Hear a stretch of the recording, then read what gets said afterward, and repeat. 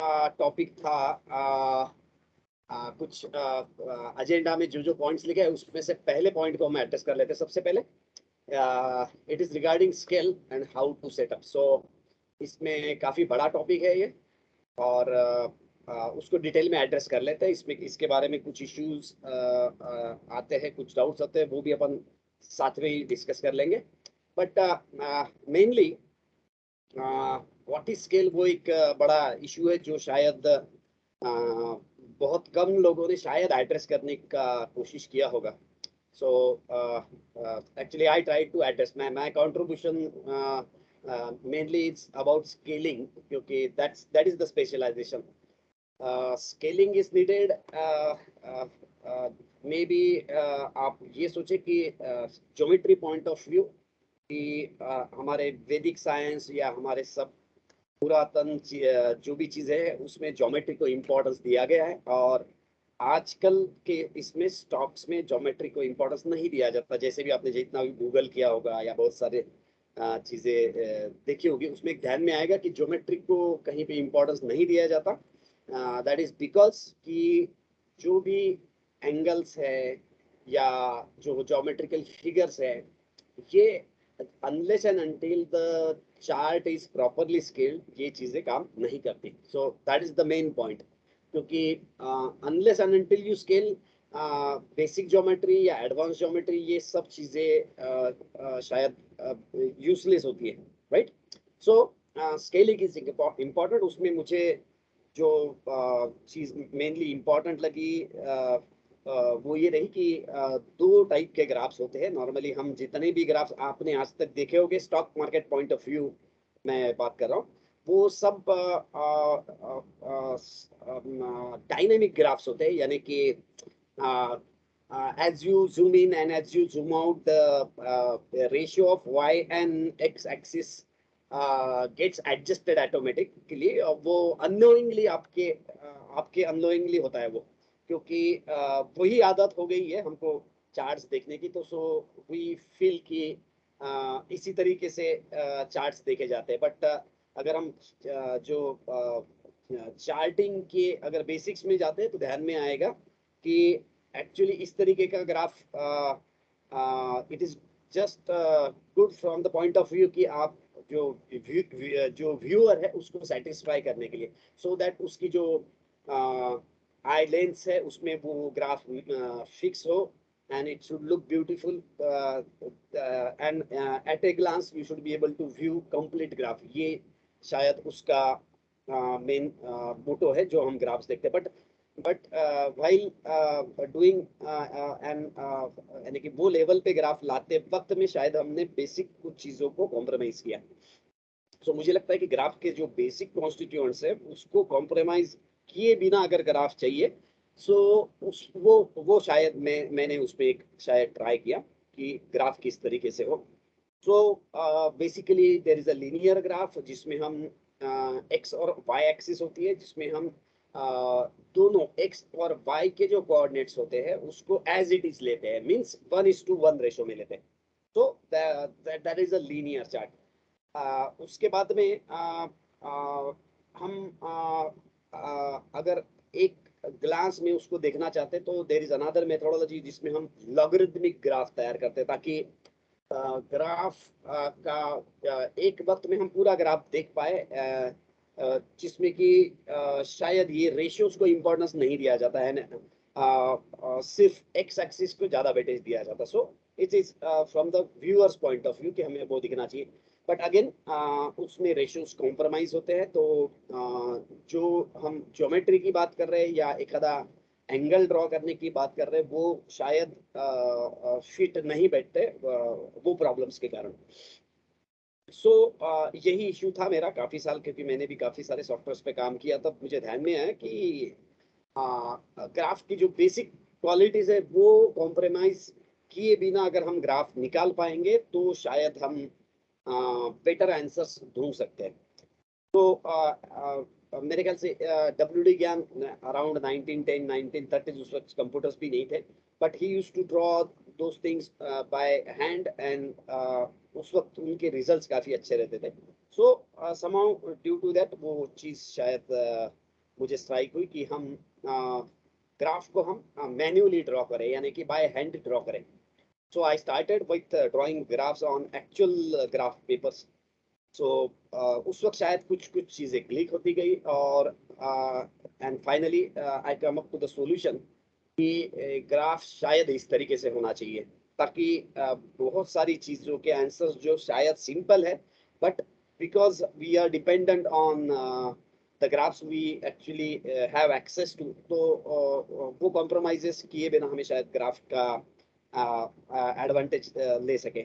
सो आई thought कि हमने किस तरीके से इसको y और x के कोऑर्डिनेट्स को किस तरीके से डिवाइड करना चाहिए as and when the graph progresses northward.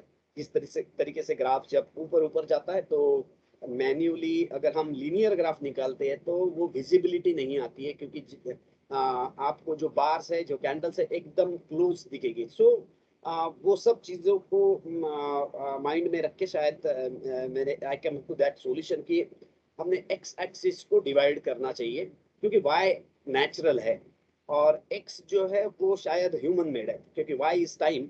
सो वो नेचुरल है, तो हमें एक्स को डिवाइड करना पड़ेगा. सो एक्स को किस तरीके से डिवाइड करें, मैं I tried an number of methods. Initially I started with the Fibonacci ratios, but that didn't work. So finally I come up with the solution कि हमने इसको अगर एक स्पेसिफिक वे से हम उसको एड्रेस करते हैं, डिवाइड करते हैं एक्स एक्सिस को, सो उसमें फिर ध्यान में आया कि उसमें काफ़ी वंडर्स मुझे ध्यान में आए कि yes, it works really nice. So हम जब अभी फॉर्चून प्लस में भी ग्राफ यूज करते हैं, तो उसमें सब ग्राफ्स को हम उस तरीके से प्लॉट करते हैं ताकि हमें एक्यूरेसी मिले as far as price and as far as time is concerned. तो ये दोनों चीज़ों का बेनिफिट मिलता है हम अगर ग्राफ को मैन्युअली प्लॉट कर रहे हैं.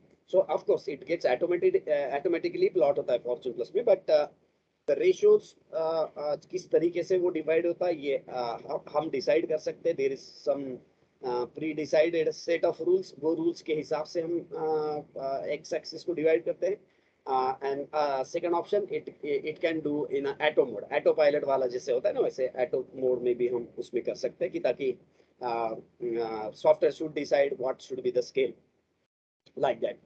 सो इनिशियली हम जो स्केलिंग कर रहे हैं, इसमें हम एक लास्ट बैकग्राउंड में जैसे हम ग्राफ देखते हैं, हम हमेशा बात करते हैं कि we check the graph at the background. So we normally check background of maybe say approximately 6 months to 1 year, and take into consideration the average price. So whatever the average price, that will be our base price for calculation of scale. So normally background में जाके देखना है last 1 year का approximate rate जो होगा, वो rate के हिसाब से हम कैलकुलेशंस करते हैं. तो स्केल में हम इनिशियली मैंने जो सजेस्ट किया था कि we should divide it by 360. 360 is a whole number, means 360 अगर हम डिग्रीज की भी बात करें तो there can't be more than 360 degrees.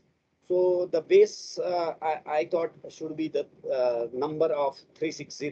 So अब exactly क्या क्या ख्याल उसे वो दिमाग में आया, आई डोंट रिमेम्बर, क्योंकि काफी साल हो गए वो चीजों को. But when started trial error, I found that is more accurate. So initially we divided by 360. whatever the base number is, we divided by 360. Then whatever the resultant is, we actually round it off. I'll show how we round it off.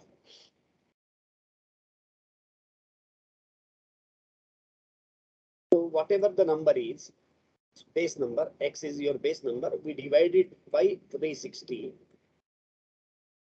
Whatever the resultant is, ये resultant को हम mitotic series, जिसको शायद Google में ना ऐसा बोला नहीं गया होगा कहीं पे, बट मैं हमेशा उसको इस तरीके से रेफर करता हूँ कि mitotic series में हम 1, 2, 4, 8, 16 एंड मल्टीपल, ये मल्टीपल्स में हम आगे बढ़ेंगे. क्या बोले सर? आप कुछ शेयर कर रहे हैं क्या? स्क्रीन शेयर नहीं किया, ओ sorry.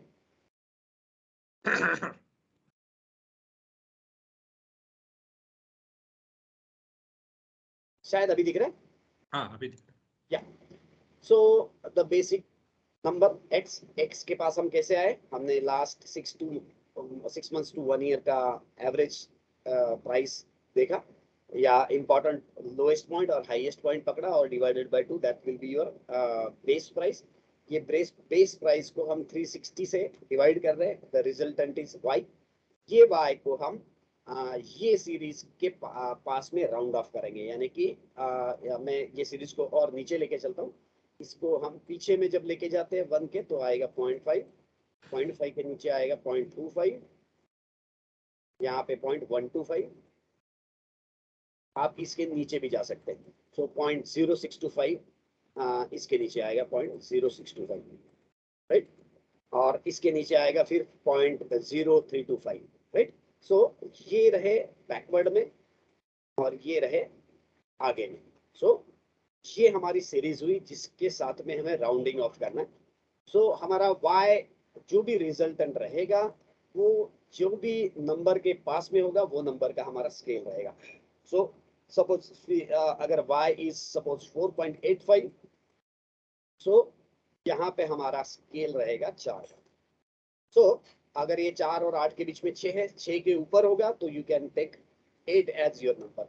Anyhow normally scale gets adjusted either to 4 or to 8, maybe 4.95 अगर नंबर आया है, आप लॉजिकली बोलेंगे 4.95 इज क्लोज टू 4, हम 4 की स्केल ले रहे हैं, but may be sometimes it gets better suited with 8। तो ये थोड़ा सा एक्चुअल जब हम प्रैक्टिकली जब ग्राफ प्लॉट करते हैं उस वक्त ये चीजें आपके ध्यान में आएगी कि हम किस तरीके से कौन सा नंबर को ले। इसमें से आपने गलती से ये भी नंबर ले लिया तो इमीडिएटली आप उसको चेंज कर सकते हैं कि नहीं इसमें सूट नहीं हो रहा है ग्राफ। तो आप जैसे अभी सपोज मेरा ये जो भी ग्राफ है इसको मेरा स्केल है मे बी 2 और इमीडिएटली मुझे लग रहा है कि नहीं 2 इज टू वर्टिकल, ये जो ग्राफ जो दिख रहा है शायद बहुत वर्टिकल दिख रहा है, so I can immediately change it to 4। So यहाँ पे हमने 4 सिलेक्ट करना है, दैट्स ऑल। बाकी के नंबर ऑटोमेटिकली एडजस्ट हो रहे हैं क्योंकि वो ऑलरेडी प्री डिसाइडेड है what should be the scale of weekly and monthly. If daily scale is 4, weekly should be 8 and monthly should be 16।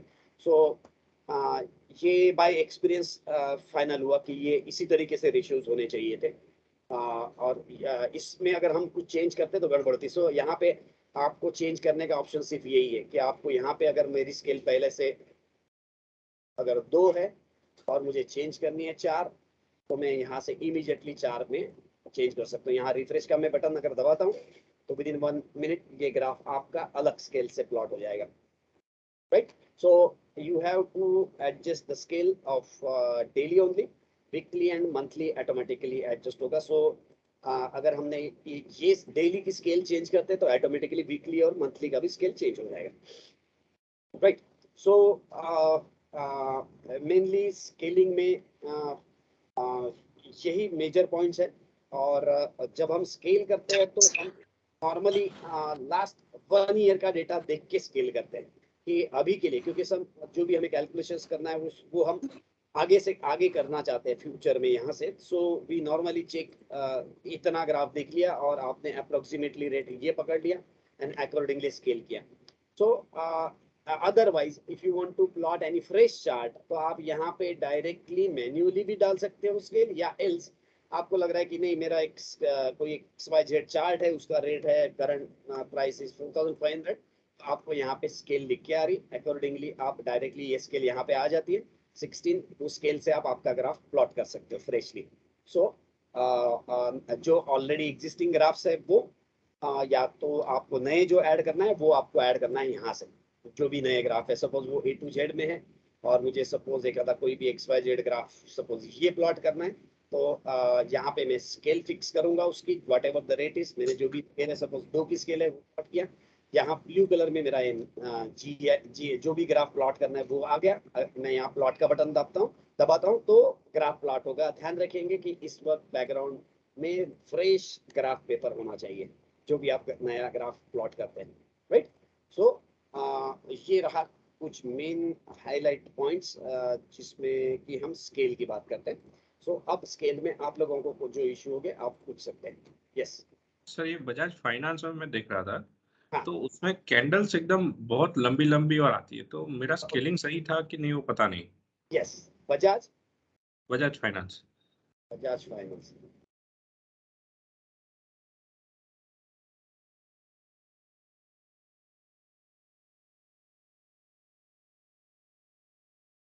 हाँ, ये भी बजाज फाइनेंस का ग्राफ है आपका। अभी इसका अप्रोक्सीमेटली रेट और स्केल क्या होनी चाहिए, अपन इसको कंसिडर करते हैं। अप्रोक्सीमेटली ये पूरा रैली आपको दिख रहा है लास्ट 6 मंथ्स 1 ईयर का। सो इसके सेंटर का जो भी रेट होगा वो अप्रोक्सीमेटली अपन पकड़ते हैं इसको।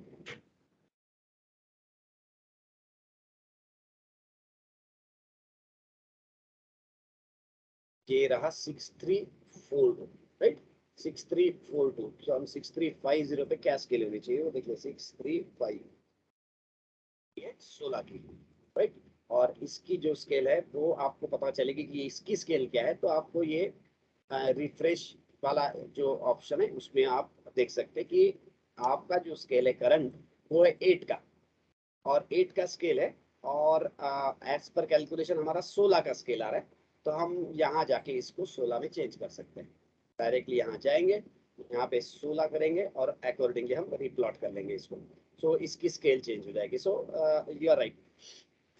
यहाँ पे लास्ट मैंने कुछ 45 डिग्री के एंगल्स लगा के रखे थे, इसलिए मैंने वही स्केल रखी। सो आपको इसको चेंज करना है, आप इमीडिएटली कर सकते हैं। मैं आपको वो भी करके दिखा देता हूँ। तो हमें इसको रिप्लॉट करना है 8 के जगह पे 16 में। तो 8 के जगह में मैंने इसको 16 किया, 32 हुआ, ये 64 हुआ। अब ये मैंने रिफ्रेश का बटन दबाया। Are you sure you want to refresh, क्योंकि अंडू नहीं होगा इसमें, क्योंकि once you refresh chart with new scale. मैं यहाँ पे ये चीजों का थोड़ा सा बता देता हूँ आपको, क्योंकि धीरे धीरे ध्यान में आएगा कि देखिए यहाँ पे 8 की स्केल है, और अगर आपने सिर्फ 8 की स्केल थी और उसको रिफ्रेश किया, तो इसमें क्या हो रहा है, सिर्फ जो ग्राफ के कंटेंट्स है वो फिर से पहले से वैसे के वैसे प्लॉट हो रहे हैं। आपकी जो भी स्टडी थी, आपके जो भी एंगल्स है, और वो एंगल्स के जो भी नंबर्स डेटाबेस में सेव्ड हो गए, वो सब वैसे के वैसे रहेगा। बट अगर आप स्केल चेंज कर रहे हो, यहाँ पे मैंने 16 किया, तो वैसे भी आपकी जो स्टडी है, ये स्टडी का कोई सेंस बनता नहीं। सो ऑटोमेटिकली डेटाबेस में से ये सब स्टडी सेव्ड जो भी होगी डेटाबेस में से वो निकलनी चाहिए। सो यहाँ पे जब स्केल चेंज करेंगे तो ऑटोमेटिकली वो डेटा डिलीट होगा। जैसे कि अगर आप ट्रिम 45 की बात कर रहे हैं, तो यहाँ पे मैंने 45 लगाया था, ये डेटाबेस में सेव था। जब भी स्क्रिप्ट 45 पे आएगी हमें इंटीमेशन मिलेगा। But once you change the scale, आपका वो डिलीट हो गया डेटा, और आपका नए से प्लॉट होगा। तो ये अभी मैं फिर से इसको रिफ्रेश कर रहा हूँ।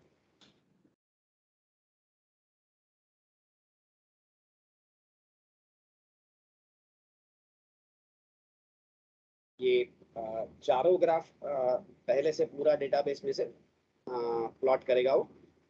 तो it will take, depending on how much data is there, वो हिसाब से उतना एक्स्ट्रा वक्त लगेगा प्लॉट होते हैं। और उसके बाद में वो पॉपअप आएगा जो भी है कि यस ग्राफ इज प्लॉटेड वगैरह जो भी होगा।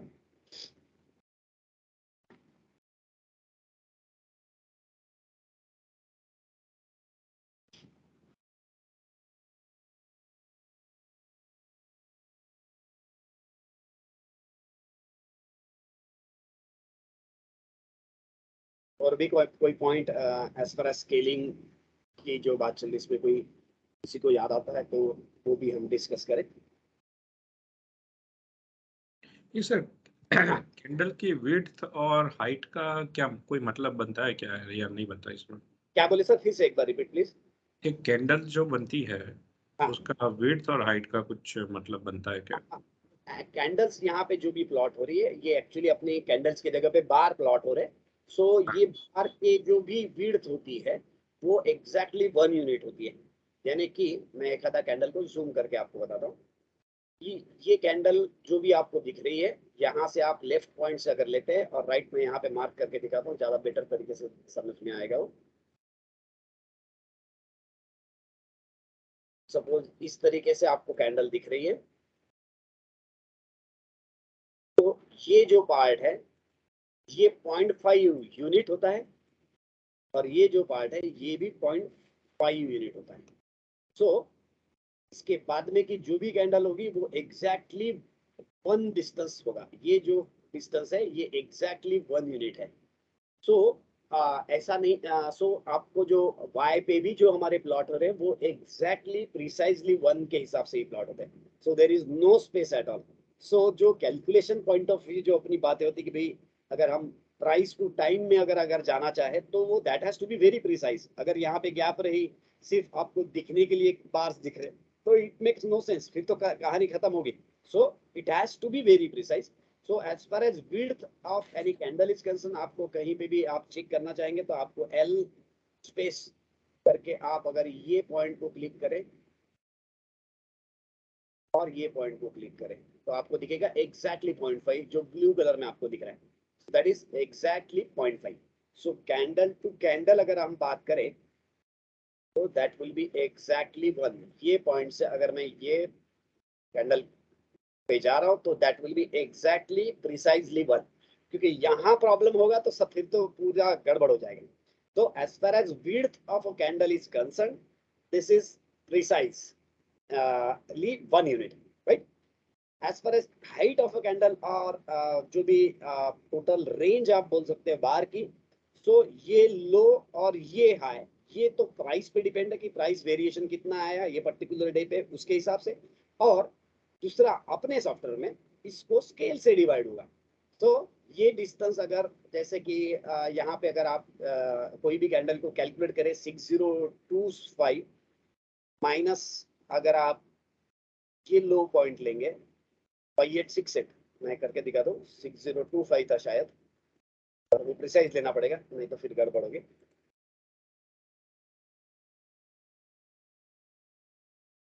602795, तो इट्स 6027.95 ये हमारा हाई हुआ और ये लोएस्ट पॉइंट जो रहा 5868 माइनस 5868। तो अभी आपको ये डिस्टेंस दिख रहा है 160 पकड़ के चलिए, राइट।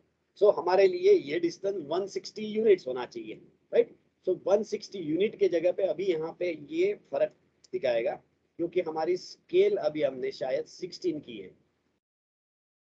तो ये लोवेस्ट पॉइंट लिया मैंने और ये हाईएस्ट पॉइंट लिया, तो आपको डिस्टेंस दिख रहा है 10 यूनिट्स, राइट। सो लोएस्ट पॉइंट और हाईएस्ट पॉइंट का डिस्टेंस है 9.9 है, इसको आप 10 पकड़े। सो क्योंकि ये बहुत प्रिसाइज होने वाला है, जितना अपन सोच रहे हैं उससे भी ज्यादा प्रिसाइज है। सो ये 10 यूनिट्स का डिस्टेंस है, but since the scale is of 16 तो आप 160 रुपए का वो डिफरेंस आ गया। तो यहाँ पे आप मैन्युअली देखेंगे तो डिस्टेंस दिख रहा है 10 यूनिट, और जब हमने डिफरेंस निकाला तो डिफरेंस आया था 160 यूनिट। तो हमारी स्केल थी 16 की इसीलिए। So the height of any bar is dependent on the variation जो कि नेचुरल पार्ट है, जितना लो और हाई का डिफरेंस है वो। Secondly it is dependent on the scale. तो यहाँ पे ये जगह पे since it was 160 rupees difference, but scale is of 16, so we divided by 16, 160 by 16, that is 10. Therefore, this distance is 10. So exactly with our formula, ये एक एक बार पूरा प्लॉट होगा। so तभी उतना प्रिसाइजनेस आएगा जो भी हम डिटेल में कैलकुलेशंस करना चाहते हैं। so that way अभी आपको ध्यान में आया होगा कि ये exactly actually to the 14th decimal की एक्यूरेसी से ही ये ग्राफ प्लॉट करते हैं, तभी जाके सालों का जो ग्राफ होगा वो मैच करेगा प्राइस टाइम या जो भी आपको कैलकुलेशंस करने हैं वो तभी परफेक्ट रहेंगे जब आपका इनपुट सही है। तो इसमें मेजर इंपॉर्टेंस है कि आपके ग्राफ की क्वालिटी। तो ये ग्राफ एकदम ही प्रिसाइजली प्लॉट होता है, दैट्स व्हाई ये प्लॉट किया गया। अदरवाइज हम कहीं पे भी ये ग्राफ मिलता है तो इवन आप गूगल करें तो यही ग्राफ आपको मिलेगा, बट सवाल आता है प्रिसीजन का और स्केलिंग का, तो उसी के कारण ये फर्क पड़ता है, राइट। सो हमने अभी इसको स्केल चेंज कर ली, now it looks quite okay as compare to the previous. अभी आप देखते हैं तो ये ग्राफ आपको आंखों से विजिबल है, जब भी पहला जो ग्राफ था वो बहुत वर्टिकल था, आप आंखों से देख नहीं सकते थे प्रॉपरली। ज्ञान का एक जगह कहीं स्टेटमेंट था कि ग्राफ आंखों से दिखने लायक चाहिए, that is a proper skill. So उसने कहीं मेंशन नहीं किया कि कहीं किस तरीके से स्केलिंग होना चाहिए वगैरह, ये कहीं मेंशन नहीं किया है। और रेदर जो भी किया है दैट इज टू कंफ्यूजिंग, इसीलिए शायद कोई उसके पीछे पड़ा नहीं। मैं पीछे पड़ गया तो लकीली कुछ चीजें हाथ में आई, तो वो लकीली फिर ज्योमेट्री के साथ में मैच करती है। सो ये रहा हमारा बेसिक स्केल के ऊपर से। अब आप इसके ऊपर अगर एंगल्स लगाते हैं तो फिर वो आपको ध्यान में आएगा कि वो काफी प्रिसाइजली काम करते हैं। गुड इवनिंग सर, प्रवीण बोल रहा हूँ सर। हाँ यस, या प्रवीण, बोलिए प्रवीण, नमस्कार। ये बोल रहा हूँ जो ये टाइम है वो ट्रेडिंग डे होगा ना, इसमें कैलेंडर डे तो नहीं होगा? यस, अभी इसमें क्या किया अपन ने, जैसे टोटल 4 ग्राफ्स है।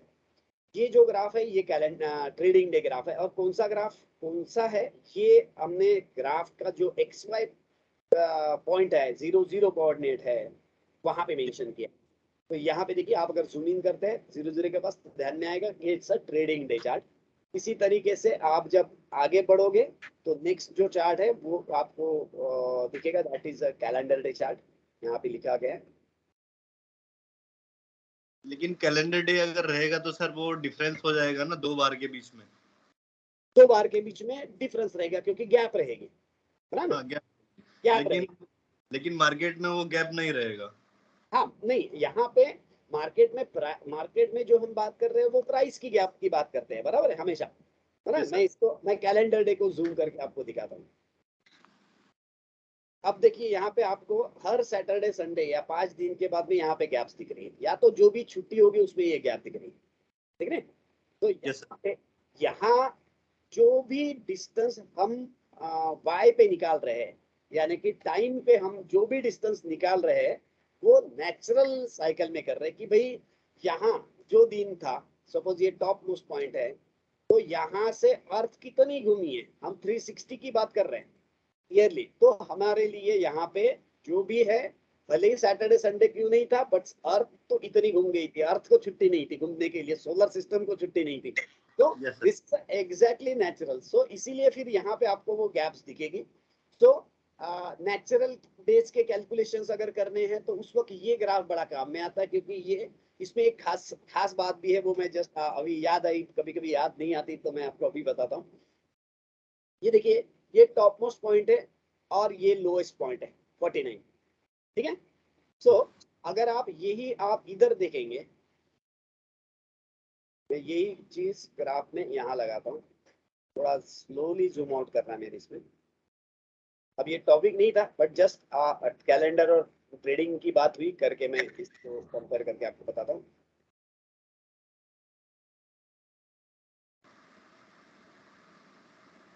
लेकिन सर स्टडी जो करेंगे वो ट्रेडिंग डे में करनी है कि कैलेंडर डे में?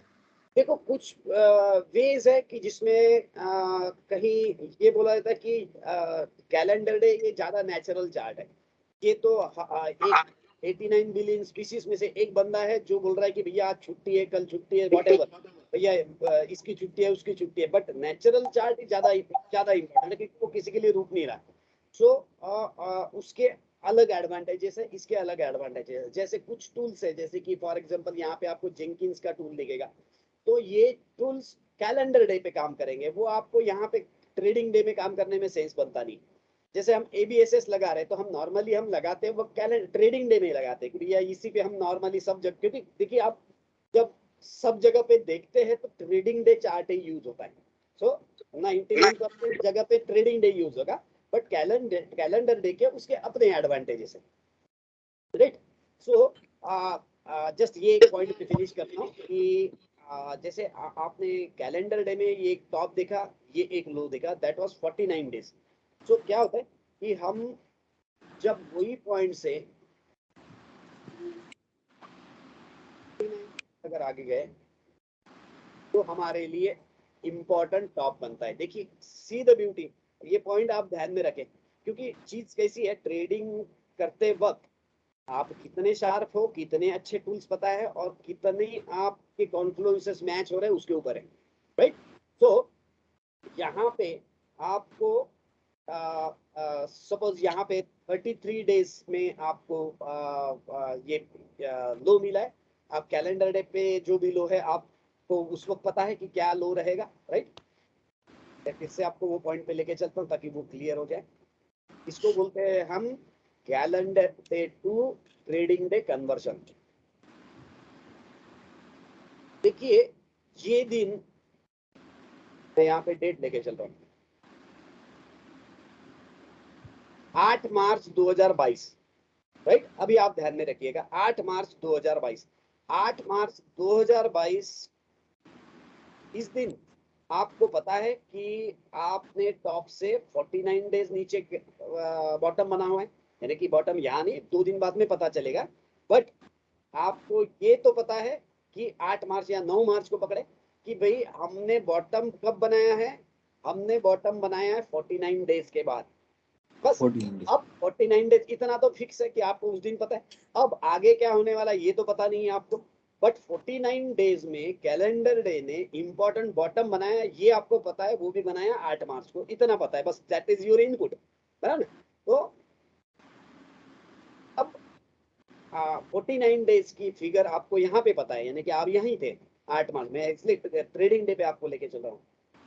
आपको इस दिन पता है कि भाई चलो 9 मार्च को पता है कि हमारा बॉटम 49 डेज के बाद बना हुआ है, राइट। Okay. प्रवीण क्लियर है ना? ये सब क्लियर है। तो 49 ये फिगर अगर हमारे पास फिक्स है तो हम ये इंपॉर्टेंट टॉप से 49 ट्रेडिंग डेज अगर आगे जाते हैं तो आप, इट इज क्वाइट पॉसिबल कि आपको इंपॉर्टेंट टॉप मिले। ये स्क्रिप्ट मैंने निकाली नहीं थी, ये स्क्रिप्ट दर्शन जी ने बोला, मैंने ओपन किया, एट रैंडम हमने इसको चेक किया, तब हमारे ध्यान में ये, यहाँ पे देखिए कि वो कॉन्फ्लुएंस कितना ब्यूटीफुली मैच हो रहा है कि आपको ऑलरेडी पता है जिस वक्त आपका ये ग्राफ नहीं था, यहाँ से ये ग्राफ आपका नहीं था, उस वक्त आप ये बोल सकते हो कि यहाँ कुछ हो सकता है। So that could be your one of the confluences, and वही इफेक्ट आपको यहाँ पे मिल रहा है। ये तो नई चीज हो गई सर। हाँ सर, कभी कभी वो बुढ़ापा आ रहा है तो याद नहीं रहता, तो आप लोग क्वेश्चन पूछते तो याद आ जाता है, बट दिस इज ब्यूटीफुल। पे आप देखें एग्जैक्टली सेम आ गया सर ये तो। सर एक और ट्राई कीजिए, 49 वाला एक समझ में आया, पर ये दूसरा इंपॉर्टेंट टॉप इंपॉर्टेंट लो लीजिए, कितना आता है, क्या आता है? ठीक है, ये 49 वाला आपका मैच हुआ था। अब आपका काम बनता है कि आपने इसको इंपॉर्टेंट हाइज या लोज को मार्क करें। सपोज आप अभी तो बहुत आगे बढ़ जाएगी गाड़ी, आएगी नहीं, but may be you can say कि this is your important top and this is important bottom, right. हाँ करिए तो सर। आप, आपका काम है यहाँ जाए, और आपका काम उससे भी थोड़ा और आसान कर दिया मैंने।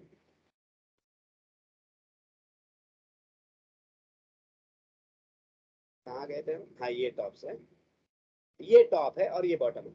अब आप यहाँ जाएंगे, ये काउंट करेंगे, फिर ये काउंट लेंगे और वहां जाके करेंगे, तो ये थोड़ा मेहनत वाला काम हो गया। तो इसको हमने थोड़ा आसान बना दिए थे। तो हम इसको जाते हैं और डायरेक्टली यहाँ क्लिक करके यहाँ क्लिक करते हैं और अपने तीसरे पॉइंट को क्लिक करते हैं, तो हमारे पास में एग्जैक्टली वो टाइमिंग आ जाएगा। तो यहाँ पे देखिए, यहाँ पे टीडी टू सीडी वाला एक टूल है, आ गया।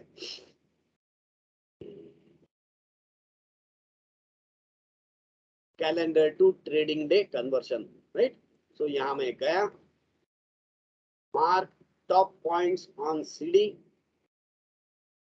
अब दिक्कत कैसे है, अभी हमने मार्क किया, एग्जैक्टली मैच हो गया, है ना। Mark starting point, mark top and bottom, फिर से इसको क्लिक किया मैंने और मैंने इसको क्लिक किया। अब दोनों पॉइंट मेरे मार्क हो गए। अब ये बोल रहे हैं mark starting point on TD, तो मैंने मार्क ये वाले पॉइंट पे कर। अब कोई भी टूल की एक्यूरेसी और ये सब कैसे बनता है कि जब आप उसको मल्टीपल जगह पे ट्राई करेंगे। ये मैंने क्लिक किया और इसको बोला प्लॉट। सो यहाँ पे आपको ये 2 पॉइंट्स मिल गए, ठीक है। एग्जैक्ट तो टॉप नहीं रहा, बट आपको ध्यान में आया होगा कि किस तरीके से। अब इसको मल्टीपल जगह पे जब आपको ट्राई करना है तो आप यहाँ जाए, मल्टीपल मार्क्स करें, मल्टीपल पॉइंट्स मार्क करें और फिर आप जाके ये टीडी पे प्लॉट कर ले।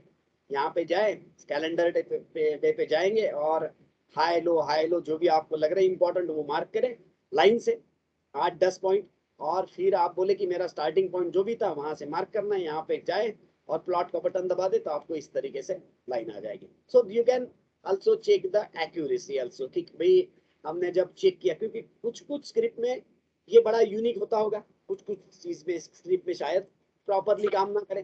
सो we need to know the tools कि भाई हाँ 100% तो कोई एक्यूरेट नहीं रहेगा, कोई भी टूल ले 100% वाला कोई भी बात नहीं है। और वो जरूर ध्यान में रखे कि 100% बोले तो मैं हमेशा जो बोल रहा हूँ मोक्ष प्राप्ति है, आपको 100% नहीं पता होने वाला है सब।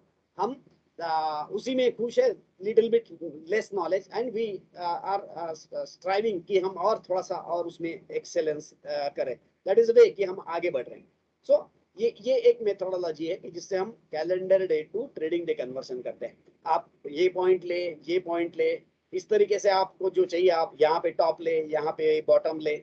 आप अभी आगे का पॉइंट चाहिए तो ये लो ले लिया, ये हाई ले लिया, मार्क करके आप रेडी है कि भाई वो पॉइंट कब आ सकता है, लाइक दैट, राइट। सो ये आप that is up to you, tool is ready, आप जहाँ चाहे मार्क कर सकते हैं। ये जो अभी मैंने मार्किंग किया तो आप मैन्युअली भी चेक करें कि क्या ये डिस्टेंस एग्जैक्टली सही था जितना कैलेंडर डे में था। सो वो एक चीजें क्लियर हो जाएगी आपको। ठीक है, यहाँ तक क्लियर? यस सर क्लियर है। सो हमारा पहला इश्यू था, पहला पॉइंट था स्केलिंग के बारे में। सो आई होप स्केलिंग के बारे में थोड़ा क्लैरिटी तो आपको आया होगा अभी कि स्केल हम किस तरीके से करते हैं।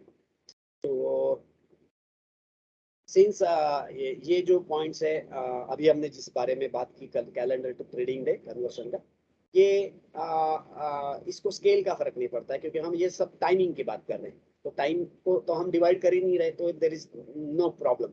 It is only the idea कि calendar day plays a role, there is a connection between calendar and trading days, कि हम इस तरीके से जब हम मार्क करते हैं तो हमें इंपॉर्टेंट पॉइंट्स मिल जाते हैं, right. And always keep in mind कि हम कोई भी चीज को मार्क करते हैं, जैसे मैंने सपोज यहाँ मार्क करके रखा, सो यहाँ पे हम एज पर दिस रूल बोल रहे हैं कि यहाँ इंपॉर्टेंट चीज बननी चाहिए, तो उसको एक कॉन्फ्लुएंस करके मानना है, ये जरूर ध्यान में रखें। क्योंकि ये पॉइंट अगर आपको पता है तो इसमें आप एग्जिट भी जो आएगा वो भी एज पर रूल आएगा कि भैया चलो ये TD to CD to TD वाला रूल बोल रहा है कि भाई यहाँ टॉप बनना चाहिए, तो कहाँ बनना चाहिए, तो भैया बन गया सपोज ये टॉप, तो ये मेरा रिवर्सिबल बार है भैया, इसके नीचे ही ये स्क्रिप्ट खराब होने वाली है।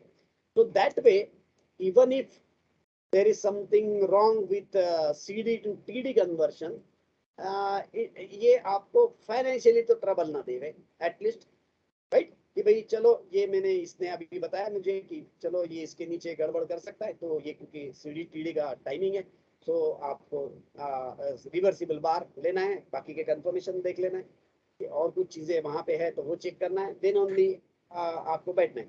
आप कोई भी रूल, कोई भी, जैसे हम ABSS बोले या जो भी XYZ या हमारे 45 की बात कर रहे हैं हम, तो सभी में ये जरूर ध्यान में रखना है क्योंकि हमको उसको एज ए कॉन्फ्लुएंस मानना है।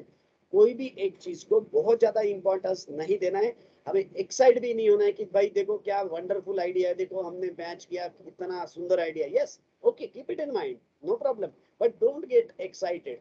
अदरवाइज क्या होगा कि हम एक्साइटेड रहे ये सीडी और टीडी से, तो इस दिन शायद यहाँ से इसको भागने वाला है और आप एग्जिट कर रहे हो। तो जो भी टाइमिंग के तो प्लस -2-3 डेज कंसीडर करना ही पड़ता है, और कंफर्मेशन के बाद में ही उसमें हम डिसीजन ले सकते हैं, right. So at least you have a tool here कि आपको फिर वो बहुत सारी जगह पे टिक टिक टिक टिक लगा के आप तैयार रख सकते हो कि यस यहाँ पे इतने सारे more the confluences more better will be the result, right. चलिए आगे बढ़ते हैं सर। तो आई होप ये क्लियर है दर्शन जी। जी सर, ये समझ में आया। सर एक और क्वेश्चन था इस पे, अभी Yes, हमने स्केलिंग फिक्स किया तो जो हमारा ग्राफ होता है 45 डिग्री या ABSS, वो फिर से लगाएंगे तो उस पे स्टडीज में कुछ इम्पैक्ट होगा क्या? जैसे कोई में 2 का स्केल है, कोई में 8 का स्केल है, कोई में 16 का स्केल है, तो अभी ABSS तो अलग तरीके से काम करेगा ना वो स्केलिंग की वजह से, तो उसका क्या इम्पैक्ट होगा? हाँ, एक तो देखिए as far as angles are concerned, angles 1/1 का 1/2 हो जाता है, या आप स्केल हायर का लोअर कर देंगे तो 1/1 का 2/1 हो जाएगा एंड वाइस वर्सा। सो हमारा स्केलिंग भी जो कर रहे हैं अपन, एक तो 4 का 8 हो रहा है या 4 का 2 हो रहा है, तो ये रेशियोज इस तरीके से एंगल के साथ में भी फिट हो जाते हैं कि अभी जैसे हमने देखा था ये पर्टिकुलर बजाज फाइनेंस, ये बजाज फाइनेंस अगर आपने पहला नोट किया होगा तो यहाँ से हमने मारा था तो 45 डिग्री के आसपास पहुंच रहा था। अब 45 डिग्री के जगह पे जब हमने स्केल को अलग किया तब वो 1/2 एंगल के पास में पहुंच रहा है। सो हमारे लिए ज्यादा फर्क पड़ेगा नहीं as far as angles are concerned, सिर्फ वो एंगल चेंज हो रहे हैं, 1/1 के जगह पे 1/2 पे दिख रहा है, ये फर्क पड़ेगा। रहा ABSS के आर्क्स की बात, क्योंकि ABSS के आर्क्स जो है उसमें डेफिनेटली फर्क पड़ेगा, क्योंकि आर्क्स फिक्स्ड है, बराबर। आर्क तो हम स्केल नहीं कर रहे आर्क्स को, सो ज्यादा से ज्यादा वो पहले स्विंग के साथ में ऊपर नीचे कर लेगा, दैट इज द डिफरेंस, वो फर्क पड़ेगा। But they are better suited if the scaling is better, क्योंकि जैसे स्विंग आपकी 40 रुपए की है और आपने उसको आधा कर दिया स्केल को, तो वो स्विंग आपको मैन्युअली जब देखोगे तो 20 रुपए की दिखेगी, आधा दिखेगा, बराबर। तो आधा जब दिखेगा तो ये आर्क्स भी आपके ऑलरेडी आधे हो जाएंगे, क्योंकि आपने ब्लू आर्क लगाया तो 40 रुपए के डिस्टेंस के जगह पे 20 रुपए के डिस्टेंस को लगा दिया, तो डेफिनेटली वो आर्क्स भी आपको नीचे की तरफ दिखेंगे उतने परसेंटेज में, बट स्टिल एग्जैक्टली नहीं होगा वो। तो आपका स्केल अगर प्रॉपर है तो वो एग्जैक्टली फिट होता है। तो इसीलिए हम जब बैक टेस्टिंग में भी करते हैं, जब जाते हैं तब हम देखते हैं कि भाई किस तरीके से वो बिहेव कर रहा है, तो उससे भी आपको एक अंदाजा आ जाएगा कि हमारी स्केल प्रॉपर है या नहीं। तो एग्जैक्टली आपने थर्ड आर्क या फिफ्थ आर्क या आउटर बाउंड्री पे उस स्क्रिप्ट में रुकना चाहिए, तभी आप समझ सकते हैं कि आपकी स्केल सही है। अब आप ये बोलेंगे वो तो बाद में पता चलेगा भैया रुका कि नहीं रुका, पोजीशन लेते वक्त हम क्या करें? पोजीशन लेते वक्त आपको हिस्टोरिकल जो डेटा है वही हिसाब से स्केल रखना पड़ेगा, ताकि आपको आइडिया आए। अब देखिए ये आपने स्केल किया, आपने जो बताया वो हिसाब से मैंने इसको स्केल किया, तो आपका आंसर देखिए परफेक्ट मैच हुआ। ये आपका आउटर बाउंड्री का टारगेट था,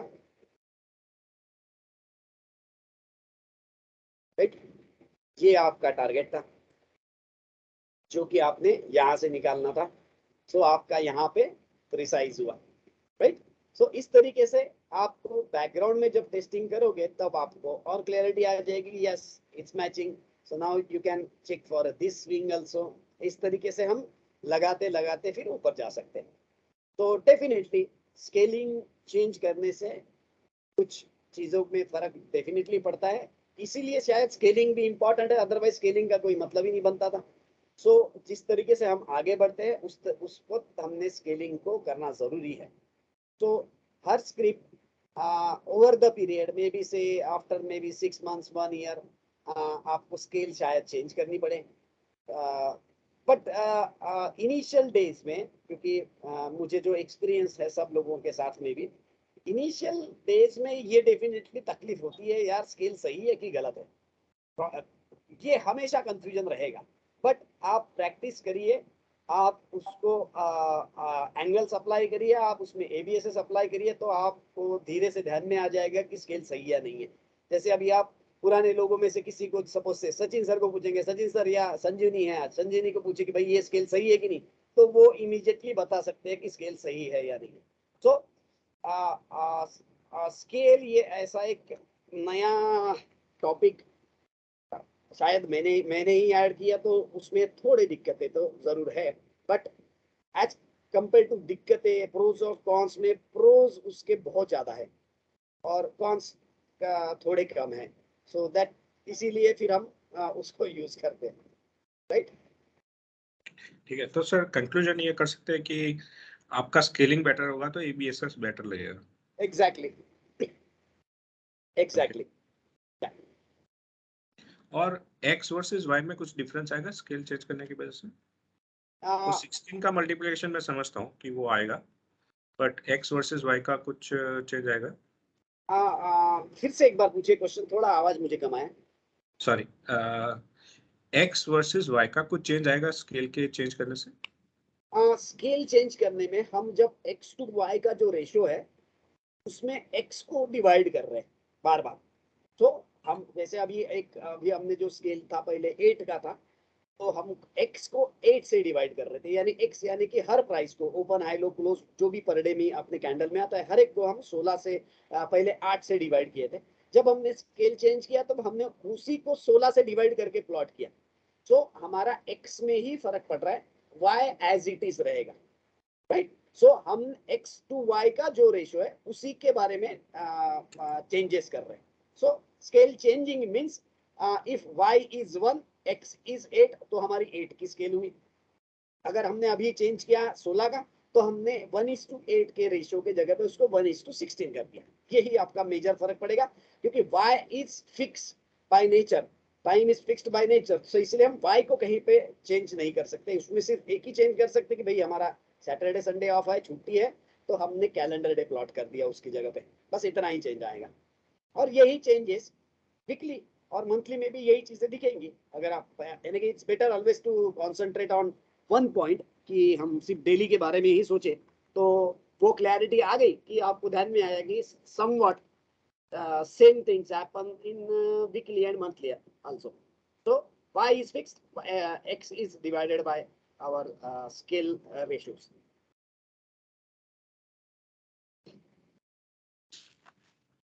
Right. सर इसमें एक फिर से क्लैरिफाई करना चाहता हूँ, आपने y को टाइम बोला, बट y तो ऊपर जा रहा है ना, तो वो प्राइस होना चाहिए ना? सॉरी, हाँ मैं अभी थोड़ी उम्र हो गई तो मैं y यानी कि यस y ऊपर, x यानी टाइम, सॉरी, राइट। उम्र के हिसाब से चेंज हो गया, वो बोलते ना एलिजाबेथ ने बोला था नाम में क्या रखा है, सो हमने नाम को इंटरचेंज कर दिया। वैसे ही मैं बोलते हुए बड़ा फास्ट बोल देता हूँ 1/1, 1/2, 2/1, बट मैं हमेशा कंफ्यूज रहता हूँ, पता नहीं जो भी हर एक के आईक्यू के हिसाब से होता है, मेरे आईक्यू के हिसाब से कभी मुझे याद नहीं रहता यार 1/2 यानी कि पक्का क्या 1 टाइम है कि 1 प्राइस है, मुझे याद नहीं रहता। पर यहाँ पे इसीलिए मैंने इसको कलर दे दिए ग्रीन और इसको कलर दे दिए रेड, तो यहाँ पे जैसे मैं ये 1/2 है, मुझे हमेशा कंफ्यूजन होता है यार ये 1/2 है कि 2/1 लगाना है मुझे यहाँ पे। सो मुझे लगता है एग्जाम पॉइंट ऑफ व्यू जब तक नहीं देख रहे तब तक आप x को y बोले, y को x बोले, कुछ भी बोले तो प्रॉब्लम नहीं है। नहीं, वो फिर फॉर्मूला जो आपने लिखा था ना sir, x by 360 is equal to y, तो मैंने वो चेंज हो जाएगा ना, y divided by 360 into x। हाँ उसमें आप वो चेंज कर लीजिए, ठीक है ना। तो your y is price, x is time. यहाँ पे कोई भी ग्राफ आप ओपन करते हैं तो यहाँ पे देखिए लेफ्ट साइड पे बॉटम में ही लिखा है। हाँ, वही सोच के मुझे ध्यान आया, लिख के ध्यान। अगर आप फार्मूला वाइज देखने जाएंगे तो कंफ्यूजन हो जाएगा। हाँ, ये अभी बेटर समझ में आ रहा है ये स्केलिंग। हाँ, तो आप सिंपली प्राइस और टाइम बोले तो ज्यादा बेटर ध्यान में रहेगा, y और x के जगह पे। हाँ सर, यानी प्राइस जितना एक्सिस और टाइम एक्सिस। हाँ बोलिए। ये सर, जितना प्राइस जितना बड़ा होगा उतना स्केलिंग हमको कम करना पड़ेगा, है ना? ऐसा ही करना पड़ेगा। यस, यानी कि हमको उसको बड़े नंबर से डिवाइड करना पड़ेगा। यानी कि अगर प्राइस बढ़ते जा रही तो दो, पहले अगर 2 की स्केल थी तो वो 4 की हो जाएगी, 4 की होगी तो 8 की हो जाएगी। इस तरीके से जैसे जैसे प्राइस बढ़ते जाएगी स्केल आपका नंबर स्केल का बढ़ते जाएगा। ठीक है, अभी सर बजाज फाइनेंस को समझ में आया। फॉर एग्जांपल एमआरएफ 74,000 या 76,000 ऐसा कुछ चल रहा है, तो उसका स्केलिंग कैसे होगा फिर? बस डायरेक्टली आप यहाँ जाए और what ever the number is, यहाँ पे आप बोल रहे 75,000 है, 1 2 3 ओके कर दिया, इसने बोल दिया 256, तो आप 256 की उसको स्केल करनी है। बट स्केल करने के पहले एक बार आप या तो उसका ग्राफ देख ले फॉर्च्यून प्लस में, या तो क्योंकि फॉर्च्यून प्लस में तो ग्राफ नहीं रहेगा, अगर आप नए स्क्रिप्ट को प्लॉट कर रहे हैं तो उस वक्त आप यहाँ पे चले जाके एमआरएफ को चेक कर ले ताकि आपको बैकग्राउंड दिखे, राइट। अभी मैंने एमआरएफ देख लिया, एमआरएफ का मैं बैकग्राउंड चेक कर रहा हूँ हमारे लिए इस तरीके से ये ग्राफ है, राइट। सो अभी ये लेवल से लेके ये लेवल तक सपोज आपकी रैली है, तो आप सेंटर 75,000 मान के चल सकते, जो आपने फिगर बोला। सो आप इसको ये 256 के स्केल से आप प्लॉट करके देख सकते हैं। अगर आपको उसमें प्रॉब्लम लगा तो 256 का आधा हो जाएगा 128। मैं निकालता हूँ हमारे, ये MRF है, ये मेरा अभी स्केल चल रही है 128 फिलहाल के लिए। अगर ये आपको विजिबली मुझे ठीक लग रहा है एक्चुअली, यानी that's a difference little bit, क्योंकि इसमें आपको बार बार चेंज नहीं करना है स्केल को, क्योंकि आपके कैलकुलेशन के हिसाब से अभी आपने निकाला था कि आपकी स्केल आनी चाहिए लगभग 256। तो 256 आपने प्लॉट किया, उस वक्त आपको ध्यान में आ रहा है कि नहीं ये बेटर नहीं लग रहा है। काफी कभी कभी क्या होता है, स्केल अगर आपने बहुत बड़ी रखी तो ग्राफ आपको वर्टिकल के जगह पे बहुत हॉरिजॉन्टल दिखेगा, एकदम ऐसे लाइन जैसे जा रही है हॉरिजॉन्टल लाइन, इस तरीके से ग्राफ दिखेगा। So that at that time you can't work. So उस वक्त आप स्केल को ऊपर या नीचे करें, यानी जब 256 का अगर आपका रिजल्ट आ रहा है तो आप 128 करें या 256 के डबल करें। अब स्पेसिफिकली ये इंडियन ग्राफ्स में मुझे ये ध्यान में आया कि हमने जो भी ग्राफ्स मैंने इतने प्लॉट किए, हमेशा एक स्केल लोअर भी अगर आप लेते हैं तो इट वर्क्स गुड। सो और एग्जैक्टली जोहान्सबर्ग वाले जो मैंने चार्ट्स देखे, उसमें हमेशा ये उल्टा रहा कि उसको एक स्टेप ऊपर वाले स्केल में सब ग्राफ्स प्रॉपर फिट हुए। So it's a question of little bit practice. Slowly जब आप काफी सारे ग्राफ्स प्लॉट करते हैं तो you get a full control कि आपकी स्केल क्या होनी चाहिए। सो क्योंकि आइडिया इनोवेटिव है और आउट ऑफ द वर्ल्ड है, तो और हमने ही बनाया हुआ है, तो थोड़ा सा कंफ्यूजन इनिशियल स्टेज में जरूर होगा, बट रिजल्ट्स आर ऑसम। तो और आप अभी पहले बड़ी दिक्कत होती थी, अभी तो ऐसा है कि आप यहाँ जाके तुरंत आप जो भी स्केल चाहिए, भैया मुझे वो नहीं चाहिए, मुझे अलग चाहिए, तो आप इमीडिएटली अभी जैसे इसने 256 बोला था, यू कैन ट्राई 256 ऑल्सो। 256 ये मैं 256 कर देता हूँ इसको।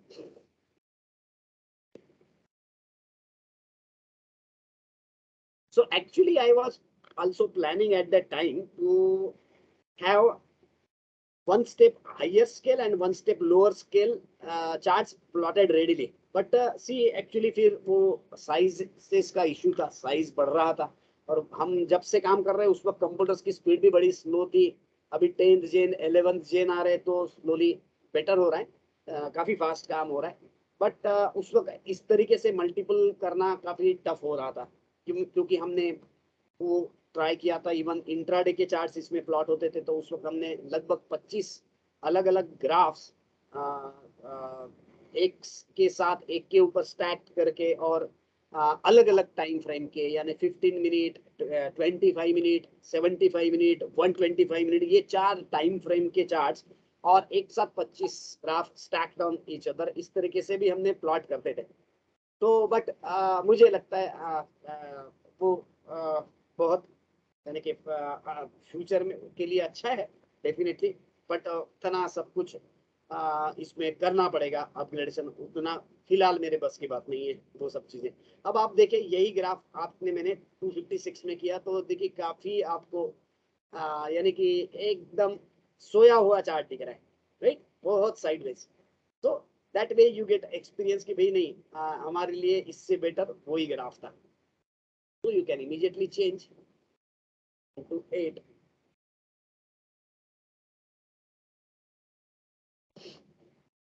पहले नहीं होता था ये सब, पहले बहुत दिक्कत वाला काम था। उस वक्त ग्राफ को हमें पहले डिलीट कर देना पड़ता था, then we used to plot a totally new graph, and then you have to store that scaling into the Excel sheet so that it can remember next time when we had to update our charts. So काफी सारी दिक्कतें थी, but अच्छा है दिक्कतें आई करके हम काफी आगे गए और अभी काफी काम करने के लिए सिंपल हो गया वो।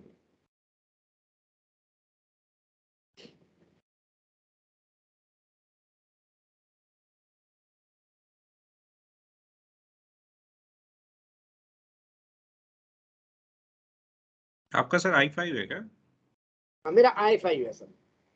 आपका शायद I7 है ना, हाँ मेरा I7 है। I7 और 11th जेन है आपका।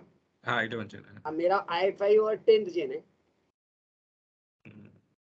तो आपका इसका स्पीड काफी अच्छा रहेगा मेरे कंपैरिजन में। हाँ मेरा सर लगभग 20 मिनट्स में पूरा चार्ट हो जाता है। हाँ काफी फास्ट हो जाता है आपका। तो ये फ्यूचर में हम जब भी इसको, वो जो मैं बोल रहा था कोर कंसोल के थ्रू अगर प्लॉट हो जाए, तो ये जो अभी प्लॉटिंग आंखों से दिख रहा है ये होना ही नहीं चाहिए एक्चुअली। हमने बटन दबा दिया और ग्राफ 1 सेकंड में प्लॉट होना चाहिए। देखते हैं कब ताकि वो दिन आता है। तो ये रहा अभी आपका ग्राफ जो मैंने नए स्केल पे प्लॉट किया, राइट। तो ये इस इसमें वेव लग रहा है क्या सर? इलियट हाँ वेव हाँ लग रहा है? हाँ, अभी जब आप वेव की बात करते हैं तो आप जितना पीछे जाके वेव्स कैलकुलेट कर सकेंगे उतना करना चाहिए। सो हम्म, जितना पीछे जाए उतना चलते जाना है। अभी जैसे यहाँ पे ये 0, ये 1, अगर ये 2 मैंने बोल दिया तो ये 3 होके ये नीचे आ गया, 3 के बहुत पहले से ही नीचे आया। सो नॉर्मली ये जो टॉप है, ये टॉप के नीचे स्क्रिप्ट नहीं आनी चाहिए। ये एक छोटा सा एडिशनल रूल है हम्म, वेव्स का, कि ये 1 का जो टॉप है उसके नीचे अगर जा रहा है तो इसका मतलब कि ये 0 1 2 नहीं है। हाँ वही कैंसिल हो गया वेव। हाँ कैंसिल होगा, राइट। तो आप इसी वो जो CDTD वाला जो मैंने बताया वो भी आप इसमें ट्राई कर सकते हैं कि भाई इंपॉर्टेंट टॉप्स लिए बॉटम्स लिए और मार्क करते चले गए C2C।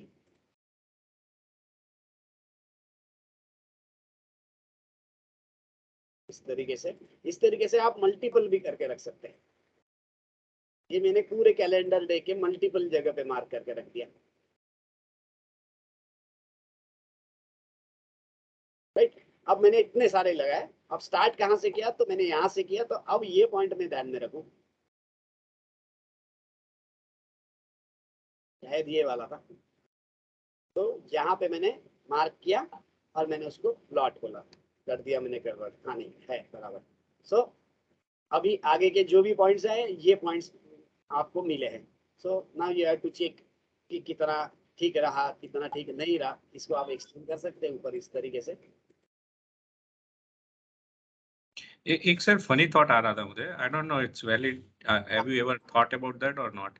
हाँ ये अपना पूर्णिमा होता है और अमावस्या होता है, हाँ। उस दिन का कोई इम्पैक्ट देखा क्या आपने कभी चार्ट पे?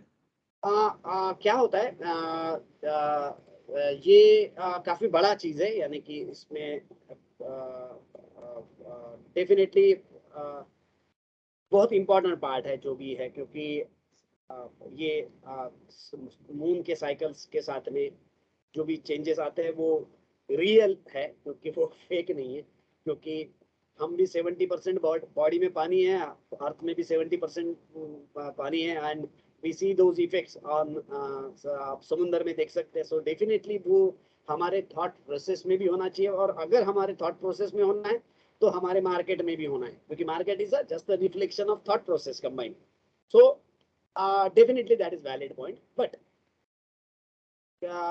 इसमें चीजें कैसे, since that is a complex part, it's not really a simple part कि हमारा एवरी, क्योंकि लगभग 28 या 29 दिन का कुछ 29.3 या कितना है 28 पॉइंट समथिंग का वो टाइम फ्रेम होता है, one phase to same next phase. So लगभग आप 14 डेज पकड़ के चले उसको, तो 14 दिन का डिफरेंस होता है। सो आप अगर बोले कि एवरी 14 डे अगर आप उसको यानी ग्राफ में चेंजेस आए, तो वो शायद मुझे उतना चार्ट पे देखने लायक मिला नहीं। और रहा दूसरा पार्ट इसमें कि पूर्णिमा या अमावस्या का दिन है और उसी दिन बॉटम आएगा, ये हम मान के चलते हैं, राइट। अब इसमें ये फर्क है कि क्या होता है कि ये खादी स्क्रिप्ट का जो बॉटम है उसका अमावस्या या पूर्णिमा से 4 दिन प्लस या माइनस का रिलेशन है। समझ के चलिए 4 दिन प्लस का रिलेशन है। तो 4 दिन प्लस का रिलेशन है, तो पूर्णिमा या अमावस्या के 4 दिन बाद बॉटम बनाएगी और हम ढूंढने जाएंगे उसको अमावस्या के दिन। तो ये जो बॉटम्स और टॉप्स के साइकिल्स है, ये डिपेंड करेंगे कि किस तरीके से वो कोरिलेटेड है लास्ट जो भी हम हिस्टोरिकल डेटा देखेंगे उसको, ना कि एग्जैक्टली उस दिन। तो हम लो टाइड हाई टाइड या जो भी सब चीजें एग्जैक्टली वो टाइम पे चाहेंगे वैसा नहीं होता है यहाँ पे। वो चीजें शायद होगी but may be every time there is a distance of maybe 4 days extra, so next time जो भी टॉप आएगा वो आएगा शायद 4 दिन एक्स्ट्रा। तो ये थोड़ा सा आगे पीछे उसका कोरिलेशन होता है, ना कि exactly on that same day. और अनदर पार्ट इज दैट कि even though moon and earth का काफी सारा रिलेशन है, बट देर आर, जैसे हम क्योंकि अर्थ के पास में है करके हम सोचते हैं कि सबसे ज्यादा असर इसी का होगा, क्योंकि जो पास में है उसका असर ज्यादा होगा, ये हम ग्रेविटेशनल पुल या इससे अगर मानते हैं तो। But there are so many unknown things also, unknown forces of attraction and repulsions also, कि शायद दूर बैठा हुआ जुपिटर भी आपके ऊपर उसी वक्त फर्क पड़ रहा है, हो रहा है, जो कि इसके कंपैरिजन में शायद ज्यादा हो। तो हमारे हिसाब से हम इतना ही सोच रहे हैं। So if you take this things in combo, then I think it becomes complicated also. Then it becomes little bit complicated also. So इसीलिए मैंने फिर थोड़ा जो ट्रायल एरर किया था वो ये किया था कि भाई हम ये सब प्लैनेट्स की पोजीशन को ही ग्राफ पे प्लॉट कर दे। ये सपोज मेरा ग्राफ है तो हम ग्राफ पे ही इसी को प्लॉट कर दे कि भैया ये मेरा मार्स का लाइन है।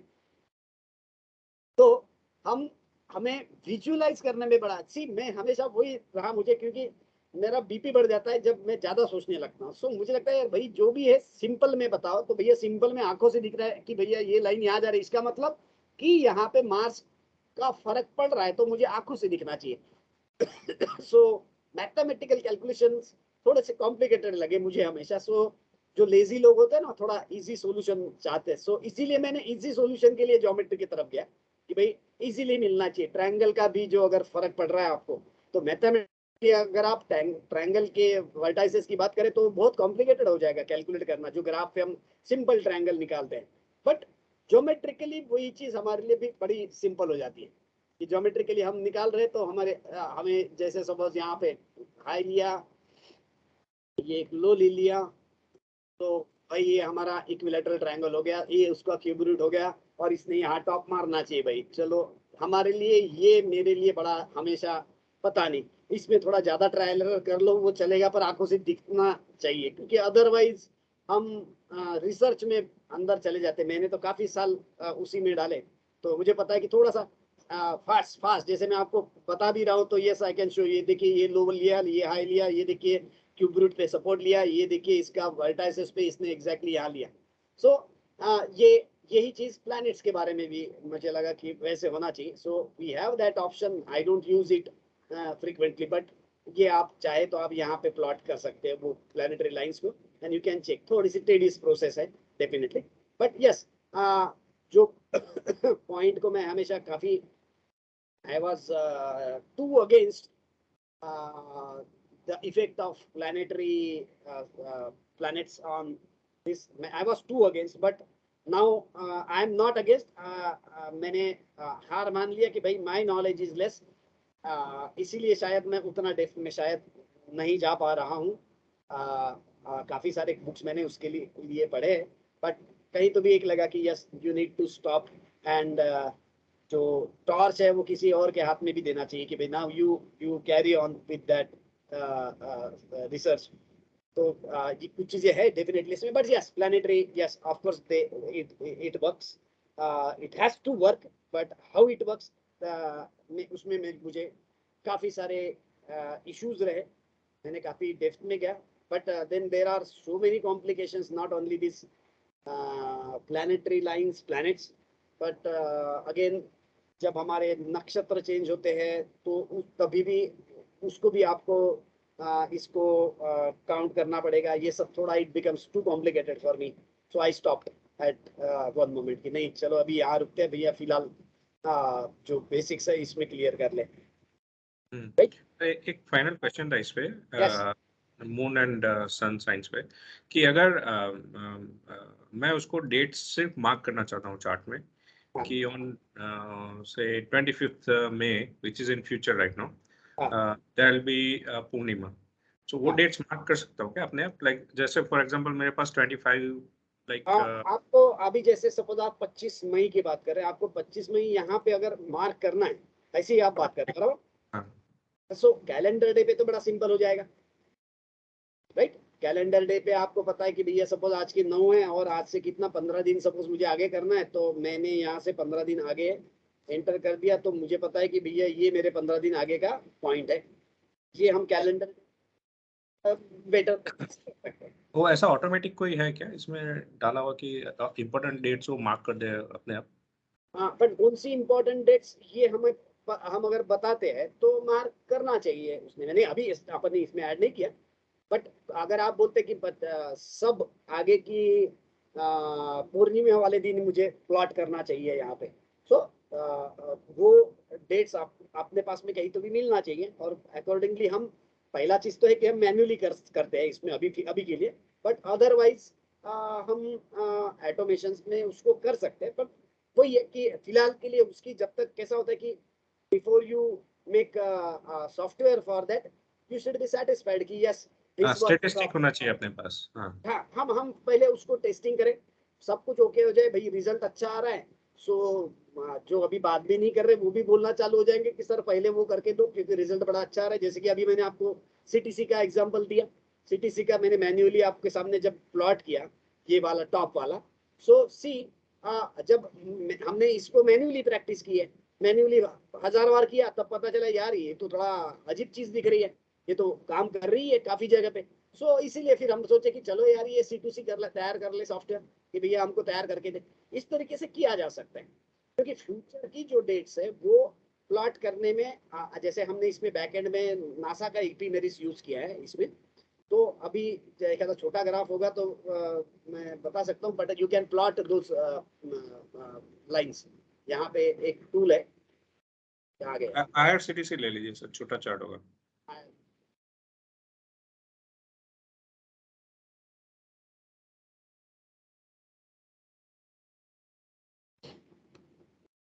ये अभी थोड़ा छोटा चार्ट है, ठीक है। अब जैसे ये IRCTC है, तो IRCTC का सबसे पहले हमने दिन देखना है, पहला 14 अक्टूबर 19, 14, 10, 19, ये सिर्फ डेट आपको ध्यान में रखना है। फिर आपने यहाँ चले गए और ये चालू क्यों नहीं हो रहा भाई, ये क्या होगा?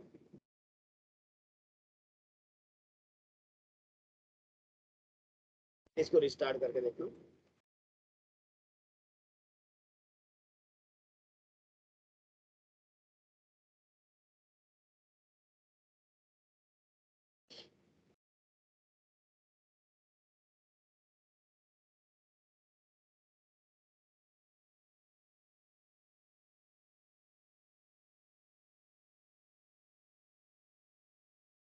क्योंकि वो सॉफ्टवेयर में मैंने छेड़छाड़ कुछ किया नहीं है, कभी हो सकता है सॉफ्टवेयर वाले ने कुछ हाथ लगाया होगा तो फिर गड़बड़ हो गई होगी। देखते हैं एक बार फिर से।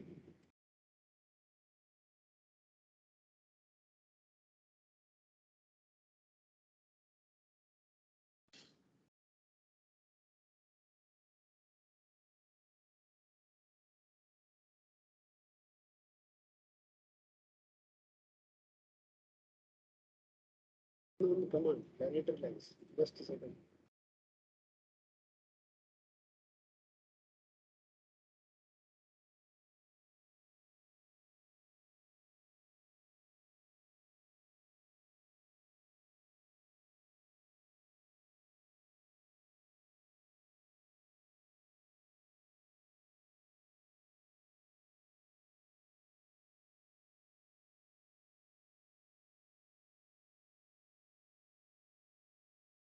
आपके पास नहीं, आपके पास तो अभी भी डाला है और आपने भी अपडेट किया है, किसी के पास एक मिनट है। नहीं होते आनंद चालू प्लैनेटरी लाइंस। गॉड, उसमें से तो मॉड्यूल ही डिलीटेड है।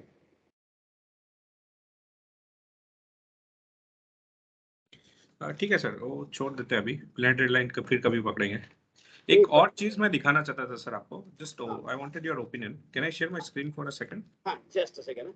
ये मुझे थोड़ी टेंशन हो गई ये, क्योंकि ये मॉड्यूल के लिए मैंने साल 1.5 साल काम किया होगा और वो मॉड्यूल अभी दिख नहीं रहा है, यहाँ से कैसे डिलीट हो गया पता नहीं। संजनी, वो बैकएंड में 14+ का फोल्डर होगा तो उसमें जाके चेक करना फॉर्च्यून प्लस में चले जाना, यहाँ पे जैसे मैं फॉर्च्यून प्लस में गया, यहाँ कहीं प्लैनेटरी लाइन दिख रहा है, मुझे मिल जाएगा कहीं ना कहीं तो मिलेगा, मेरे पास बहुत सारे बर पाहते. ध्यान में आ रहा है कि यहाँ पे नहीं दिख रहा है.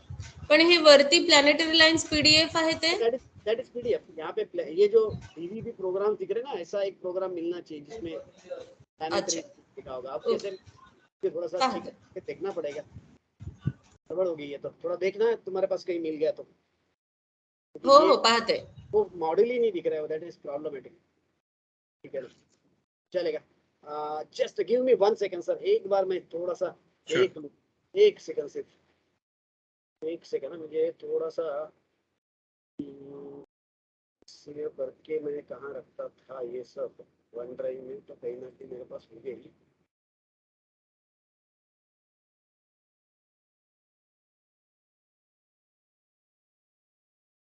शायद इसमें होगा.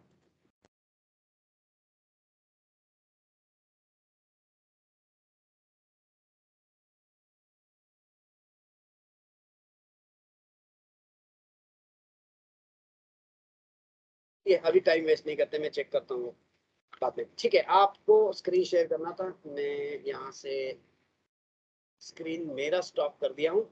अभी आप आपका शेयर कर सकते हैं सर. सर शेयर कर. आगे आगे. ठीक है, ये सर WD ज्ञान का बुक में से है 45, क्या नाम है उसका भूल गया मैं. कौन सा किताब है सर ये 45 years in Wall हाँ Street. हाँ हाँ, वॉल स्ट्रीट वाला. Okay okay sir. उसी में से एक चार्ट है, मैं थोड़ा समझना चाहता था इस पे. हाँ ये पता नहीं कैसे इसको सीधा किया जाए. हाँ चलो ठीक है, हाँ ठीक है. तो सीखा हुआ. दिख रहा है अभी सर, उल्टा हो गया होगा. हाँ अभी ठीक है. हाँ अभी ये सोया चार्ट ना, क्या नहीं 3 डे चार्ट. हाँ ओके 3 डे चार्ट है ये. ठीक है, मुझे डेज में बहुत इंटरेस्ट नहीं है, पर ये उसमें नंबर्स लिखा है. जैसे ये मैं समझ जाऊँ कि ये फॉर एग्जांपल मेरा पॉइंटर दिख रहा है क्या?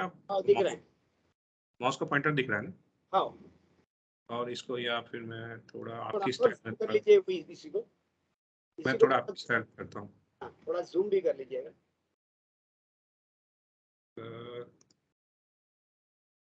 जस्ट अ सेकंड, मुझे मेरे बैकग्राउंड में आवाज है, मैं उसको बंद कर रहा हूँ. 1 सेकंड ना. जी जी जी.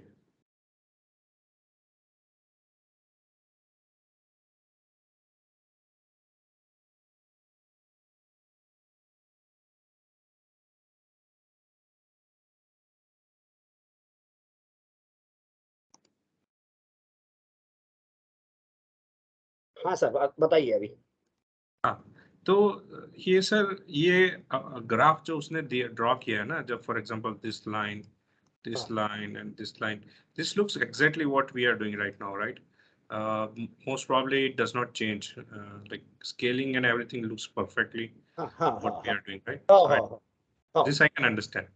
यहाँ पे डेट लिखा है, उसने प्राइस भी लिखा है. पर ये उसने क्या मार्क किया सर? ये फीबो लेवल्स है. Fibo levels I was trying, but यहाँ क्या कुछ पढ़ने में आ रहा है क्या? क्या लिखा है? ये सर नंबर्स लिखा है. फॉर एग्जांपल मैं इसको जूम करता हूँ. हाँ. ये सर यहाँ पे 160 लिखा है, 164 लिखा है, 168 लिखा है. उसके आगे बढ़ता जा रहा है 180, 188 ऐसा कुछ लिखा है. हाँ. अच्छा 180, 196. नीचे में क्या है? मुझे 180 दिख रहा है. 180 के नीचे 196 दिख रहा है. ये 180 है. हाँ उसके नीचे शायद ये 44 का प्लस हो रहा है. अच्छा यहाँ पे 164 है. For example this one is 164. हाँ 164 प्लस रेट तो नहीं है सर वो. हाँ रेट तो नहीं है सर, वो भी हो सकता है. ये सर उसने कुछ एस्टिमेट डाला हुआ है. हाँ, जैसे हम फीबो लेवल्स मार्क करते हैं ना, ऐसा उसने कुछ किया हो. अच्छा ओके. आई डोंट नो, मुझे पता नहीं चल रहा. देखना चाहता था. नहीं, अगर अपन वो 60 भी गिनते हैं तो इट इज 5 का गैप है सर. वो 60, 61, 62, 63, 64 ऐसे 5 वो लिया है. मेरे हिसाब से वो रेट्स होंगे शायद, आई गेस. रेट होंगे कि जो स्क्वायर्स है ना, जो बॉक्स, जो ग्राफ पे जो बॉक्स निकाला उसकी साइज है. हाँ उसकी साइज होगी. उसमें नॉर्मली 5x5 का एक स्क्वायर बनता है, जो बड़ा स्क्वायर बनता है. तो जरूर वो भी हो सकता है कि 5-5 का डिफरेंस है ना हर बॉक्स में. जो भी एक कोई भी स्क्वायर बॉक्स अगर आप लेते हो इसमें से, तो उसमें 5 छोटे छोटे स्क्वायर्स होंगे, तो वो मल्टीपल में शायद ये नंबर बढ़ रहे होंगे, बराबर है? हाँ, तो उसने इस तरह से लिया है ना। हाँ हाँ हाँ, सो वो बॉक्सेस गिन रहा है, यानी कि इन शॉर्ट मेरे ख्याल से वो प्राइस की बात कर रहा है मेरे ख्याल से, यानी कि वो हाँ, वो प्राइस प्राइस ही है, प्राइस ही है, हम्म, प्राइस ही है। हाँ हाँ। अच्छा, इसमें से कुछ और निकाल सकते हैं ना समझने के लिए, बस इतना ही है ना। हाँ हाँ, नहीं मैंने काफी सारे देखे, इसमें कैसे है, इसके जितने भी बुक्स देखेंगे ना आप, हाँ 45 ईयर्स वाला देखिए, या उसके टनल थ्रू एयर है, या बाकी उसका कमोडिटी मार्केट कोर्स है, ऐसे 2-3 अलग अलग, वो सभी में कुछ कुछ चीजें बहुत कॉम्प्लिकेटेड बना के दिया है उसने, अच्छा। यानी कि हाँ नहीं, बाद में इतने सालों बाद आई रिस्पेक्ट कि बहुत ज्यादा एकदम क्लियरली नहीं लिखा उसने, बट सो नोवाइस ट्रेडर के लिए कैसा है, वो बड़ा कॉम्प्लिकेटेड दिखता है, एकदम कॉम्प्लिकेटेड लगता है वो। तो so we try to make कि रिसर्च करते हैं उसमें, तो कुछ ना कुछ, जैसे कि ये जैसे ग्राफ दिख रहा है आपको, इसने जैसे उसमें 4-4 का या 8-5-5 का जो भी डिफरेंस लिया, सो यही चीजें थी जो पढ़ पढ़ के फिर मेरे दिमाग में स्केल का शायद आइडिया आया है कि यार ये स्केल का कुछ तो गड़बड़ है, तो मेरे ख्याल से उसमें कुछ नए आंसर शायद मुझे मिल गए, जो शायद वो बताना चाहता था या नहीं चाहता था, वॉट एवर इट में भी। तो ऐसे काफी सारी चीजें उसमें हैं, बट मेरे ख्याल से उसका सभी जितने भी मैंने पढ़े उसमें सिंपली क्लियर कट, जैसे सपोज मैंने आपको अभी कैलेंडर टू ट्रेडिंग जो भी बताया, ये भी मैं कहीं से तो भी WD ज्ञान का एक स्टोरी ही पढ़ा था, कौन सी किताब में मुझे याद नहीं, तो वो कुछ ट्रेन में ट्रैवल कर रहे थे, तो कुछ लोग उनको उसको मिले जो ट्रेडर्स थे और यंग चैप्स, और उन्होंने पूछा कि भाई यार हमें आप कुछ तो ये दे दो गिफ्ट कि हम आपके साथ ट्रेन में, तो गिव मी सम आइडिया, तो उस वक्त उसने शायद उनको कैलेंडर टू ट्रेडिंग कन्वर्शन का आइडिया बताया था, ऐसा शायद कहीं पढ़ा मैंने, मुझे पता नहीं वो मेरे दिमाग का भूत है कि क्या, what ever, but I remember so, पर मुझे कोई किताब याद नहीं कहीं लिखा है उसने। सो ऐसा है कि वो देखते देखते सोचते सोचते कुछ ना कुछ नया आइडिया तो आता है, but still it is too complicated उन्होंने जो भी बताया, क्योंकि एकदम क्लियर कट ऐसे आंसर्स नहीं दिए हैं हर जगह पे, और मेरे ख्याल से ऐसा हो भी नहीं सकता एकदम ही clear cut, yes use this and you will be successful every time, ऐसा कोई फार्मूला रहता तो वो फार्मूला भी नहीं चलता था फिर, क्योंकि ओवर द पीरियड सैचुरेशन होकर वो फार्मूला ऑब्सोलेट हो गया रहता। तो एक चीज तो सर यहाँ पे 2 नंबर उसने लिखा है, हाँ एक ये वाला है हाँ, डाउन में और एक वाला ऊपर वाला है, तो अच्छा, probably he knew at this point of time that this graph is going up, right? हाँ हाँ At this point he also knew that it is coming down, हाँ so हाँ somewhere he figured it out हाँ like हाँ several days early हाँ or maybe a month early हाँ, some। Right right, ठीक है, बस इतना हाँ ही कन्फर्म करना था हाँ सर। इस लेवल को हम फीबो लेवल में कन्वर्ट कर रहे हैं ना अभी, तो right now we are checking with Fibo levels, not this हाँ, स्क्वायर। ये तो ये जो आपको बॉक्सेस दिख रहे हैं और वो जो शायद नंबर्स दिख रहे हैं, वो मैं आपको आप फॉर्च्यून प्लस ओपन करें ना, तो वो आपने इसमें सिर्फ वो नंबर्स नहीं, बट वही बॉक्सेस है, ये जो दिख रहे हैं हाँ ना, बॉक्सेस टू बॉक्सेस सेम यही है। हाँ हाँ, नो प्रॉब्लम सर। हम्म। जस्ट एक ग्राफ में मेरा एक क्वेश्चन रह गया था पूछने का हाँ आपसे, आप पूछ लिया। राइट ठीक है, राइट, अभी सर EBSS पे जाना है क्या? हाँ अभी तो थक गया, मैं भी थक गया, आप भी सुन सुन के थक गए होंगे मुझे। काफी इंटरेस्टिंग सेशन था सर। Thank you. बस एक्चुअली कैसा होता है, कोई क्वेश्चंस पूछता है ना, तो दिमाग पे थोड़ा जोर भी देना पड़ता है, और पता नहीं हम जिंदा है ऐसे लगने तो भी लगता है कम से कम, yes still I can think, तो उसमें जरा थोड़ा सा यूथफुलनेस आता है, तो अच्छा है कि कोई क्वेश्चंस करे तो अच्छा लगता है, क्योंकि फिर वो अपन डेप्थ में जाते हैं, और यही चीजें है कि जिससे हम सोचते हैं और कुछ नए चीजें मिलती है उसमें, वही तो चीजें है कि हम स्लोली स्लोली आगे बढ़े उसमें सब चीजों में। WD ज्ञान भी बहुत परफेक्ट था, ऐसा उसका लड़का नहीं बोलता कि उसका लड़का यूज नहीं करता था शायद, वॉट एवर वो खुद जो करता था, बट मुझे काफी चीजें अच्छी भी लगी, काफी चीजें ऐसी लगी, क्योंकि टनल थ्रू एयर अगर आप पढ़ते हैं तो पता नहीं वो शेयर मार्केट की बात कर रहा है कि क्या कर रहा है ये समझता नहीं, बट ठीक है, इट्स ओके, लीजेंड्स है वो, हमें जितना समझ में आया उतना अच्छा है हमारे बेनिफिट के लिए।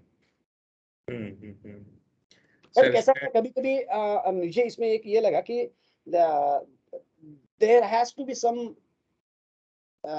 एंड, कोई भी चीज को कहीं तो भी हमें रुकना है। एज फार एज रिसर्च की बात मैं कर रहा हूँ, क्योंकि मैंने बहुत साल उसमें इन्वेस्ट किए करके, तो हर टॉपिक पे जब मैं काफी डेप्थ में गया, जैसे एस्ट्रो के बारे में, जैसे आपने क्वेश्चन पूछा, मैं आपके साथ थोड़ा कुछ बात कर पाया।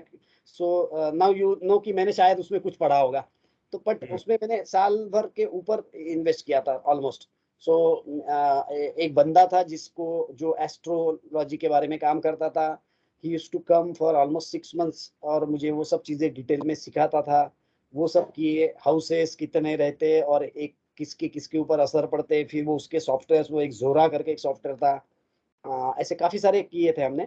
और उसके बाद में मेरे पास भी एस्ट्रो से रिलेटेड काफी सारे बुक्स भी है, तो उसमें से ही कुछ कॉन्सेप्ट्स लेके हमने इसमें, अभी ये मॉड्यूल बंद है नहीं तो अभी वो दिखाया था मैंने, उसमें हमने 2 ऑप्शन रखे प्लॉटिंग के लिए, एक प्लेन प्लॉटिंग, एक मिरर प्लॉटिंग।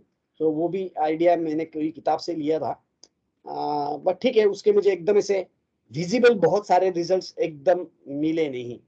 तो मेरे शायद वो हर एक का रहता है ना कि भाई वेज वाला नॉन वेज नहीं खा सकता है, नॉन वेज वाला वेज बन नहीं सकता, पूरा वैसा वाला हुआ शायद। और मैं आई थॉट कि there has to be some end, क्योंकि वो that is a big world, literally infinite. So फिर मैंने फिर वो एस्ट्रो में ब्रेक लगा दिया कि नहीं चलो अब थोड़ा सा रुकते हैं वो पार्ट पे। बट एटलीस्ट है कि आप ट्रायलर को भी करना है, उसके लिए एटलीस्ट हमने नासा का एपिमेरिस पीछे में बैकएंड में डाला है। नेक्स्ट 10 years तक के डेटा अवेलेबल है। सो नेक्स्ट 10 years का कोई भी प्लेनेट का पोजीशन आपको ग्राफ पे दिख सकता है अभी भी। सो दैट इज पॉसिबल, अभी भी अपने पास में है। वो मॉडल कहाँ गायब हो गया, क्या गड़बड़ होगी, देखना पड़ेगा मुझे, वो ढूंढ के मैं अपडेट कर लेता हूँ। मे बी कल तक मैं अपडेट कर लेता हूँ, तो आप लोग फॉर्चून प्लस को अपडेट कर लेना, तो आपके पास में भी वो मॉड्यूल आ जाएगा।